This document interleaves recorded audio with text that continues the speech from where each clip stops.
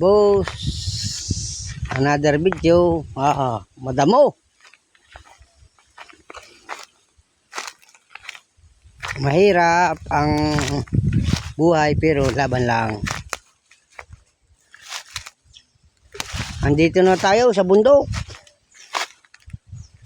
Yan yung sampalok na dumapa at pupuntahan ko yung area lahat.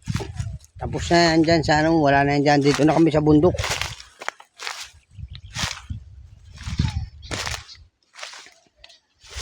May isa lang akong itatanong sa inyo, boss, kung itutumba itong mga puno na ito.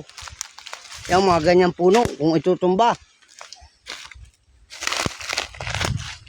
Kumpara sa akin at hindi pagagamitin ang lupa ay huwag itumba para walang tumubong damo sa ilalim. Kasi pupuntahan ko yung lugar na may mga puno ay walang damo sa ilalim kasi nakakanlungan.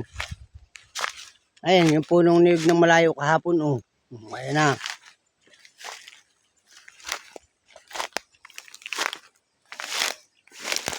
Doon ako, lampasan ko dyan sa nyug na yan.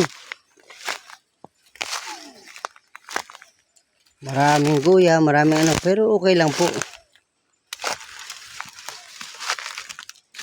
Andito na tayo sa bundok.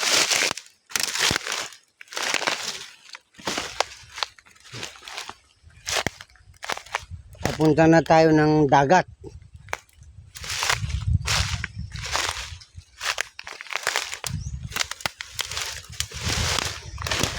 Ito yung boundary nyo ni Dimit. Ito yung mga rock stone na mga pinatambak mo. Yan. From to water pump to here is dito na. Ang tanong ko lang, boss, kung itutumba itong kahit mga puno na ito na mga ano malalaki. Ang maganda sana lilinisan lang, tira ang puno. Para hindi maging magubat. O ayan o. Ayan, bundok na yan. May 2 punong niyog doon sa unahan. Dito na kami nagtatabas. Yan. Kahapon nandun pa kami sa unahan doon. Unayan na yung puno na o. Nang niyog. Lampas na kami. Lampas na ako dyan. Yan po bagay sabi ko yung mga 6 na di pa from doon sa unahan pa rito. Puno ng guyabano inayos ko ito naman. Dito naman about sa ilalim ng bundok. Mahawan dito. Ang tatanggalin lang dito bagin at yung mga maliliit na puno para maging klaro tignan sa malinis sa paningin. Tatabasin pa rin sila siyempre. Number 1. Pero about tanong ko lang kung yung mga puno na malalaki kung ibabagsak pa rin.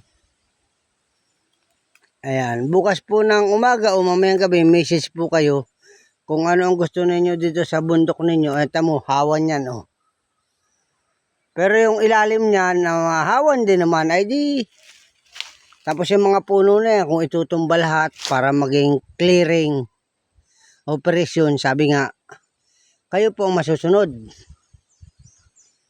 Ayan.